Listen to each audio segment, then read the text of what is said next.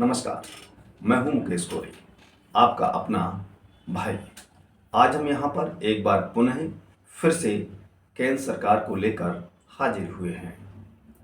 विपक्ष और social media जिस तरह से लगातार देश के अंदर बिहार चुनाव के बाद जो एसआईआर की गणना को तेज किया गया है, उसके आधार पर शिक्षक या तो इस्तीफा दे रहे हैं और अब तक कुल मिलाकर 16 लोग मर चुके हैं।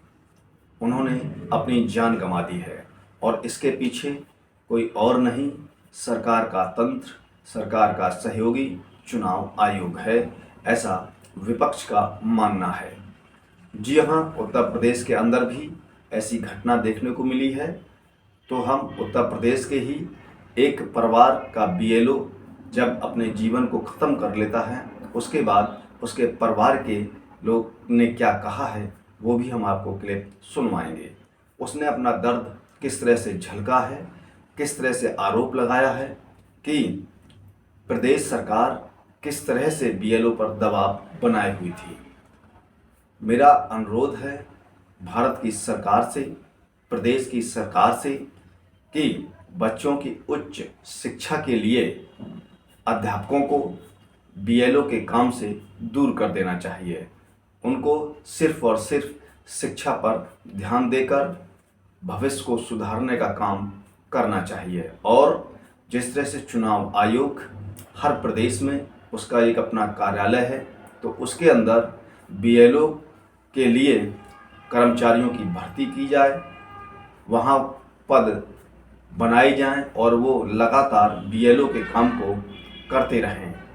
इससे बीएलओ जो अध्यापक बनते हैं उन पर दबाव कम हो जाएगा, प्रेशर कम हो जाएगा, उन्हें सिर्फ और सिर्फ शिक्षा पर ही ध्यान देना पड़ेगा।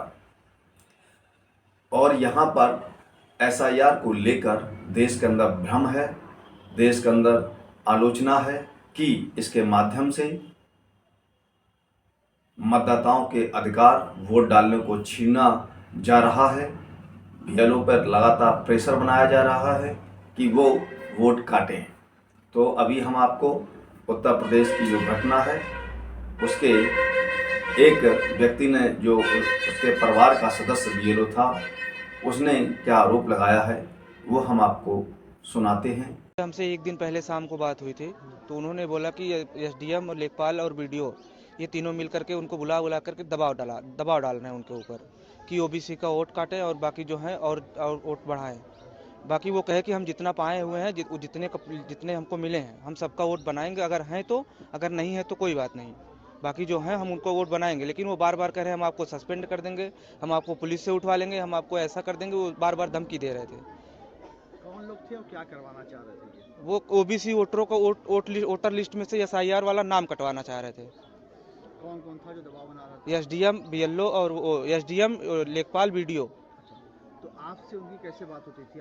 हमसे रात में बात हुई थी दीदी वाले नंबर से, रात में फ़ोन पे। हम बोले कि बल्कि हम सुबह आ जाएंगे, तब चल के बात किया जाएगा। तो हम सुबह पहुंचने से पहले ऐसा हो गया। तो क्या लगा था कि ऐसा वो कर लेंगे? अभी ऐसा कुछ तो नहीं लगा था रात में।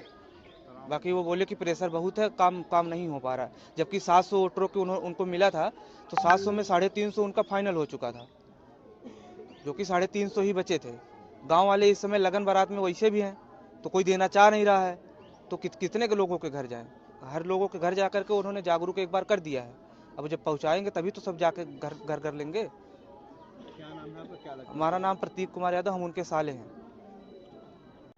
तो आपने यहाँ पर सुना उस पीड़ित परिवार ने क्या कहा है कि किस तरह से लगातार सरकार बीएलओ पर दबाव बनाई थी, वोट काटने के लिए दबाव था अधिकारियों का, और कह रहे थे अगर आप ऐसा नहीं करेंगे तो हम आपकी नौकरी को छीन लेंगे।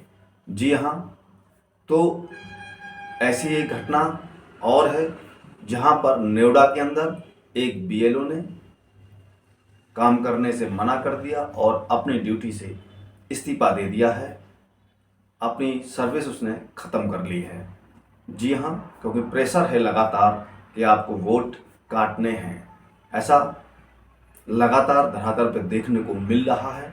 ये खबरें जो आ रही हैं विपक्ष जो खबरें दे रहा है, सोशल मीडिया जो दिखा रहा है, क्योंकि भारतीय मीडिया का चौथा स्तंभ मर चुका है। वो हकीकत से कई गुना दूर खड़ा है और वो हकीकत को दिखाना नहीं चाहता। वो सिर्फ और सिर्फ जनता के दुखों को दबाकर सरकार को मरहम लगाने का काम कर रहा है। इस पर सरकार को भी सोचना चाहिए कि किस कदर से भारत की सरकार, प्रदेश की सरकार को ये मीडिया तंत्र सच्चाई न दिखाकर दबाने का काम कर रहा है, जबकि मीडिया का काम है सरकार की योजनाओं को जनता तक ले जाना और जनता के दुख दर्द को सरकार तक ले जाना। लेकिन इन दोनों कामों में मीडिया ने सिर्फ सरकार का साथ दिया है, जनता से कई गुना दूर हो गई है। तो आपको ये खबर कैसी लगी है, उस पर अपनी राय जरूर रखें। और अभी तक हमारे चैनल को सब्सक्राइब ना किया हो, सब्सक्राइब बटन पर क्लिक करें, बेल आइकन को प्रेस करें, जिससे कि हमारी पढ़ने वाली प्रत्येक खबर का नया नोटिफिकेशन सबसे पहले आपको प्राप्त होगा। आप हमें ज्वाइन कर सकते हैं। हम फिर मिलेंगे एक नई खबर के साथ। तब तक आप हमें इजाज़त दीजिए। जय हिंद, जय भारत, जय संविधान।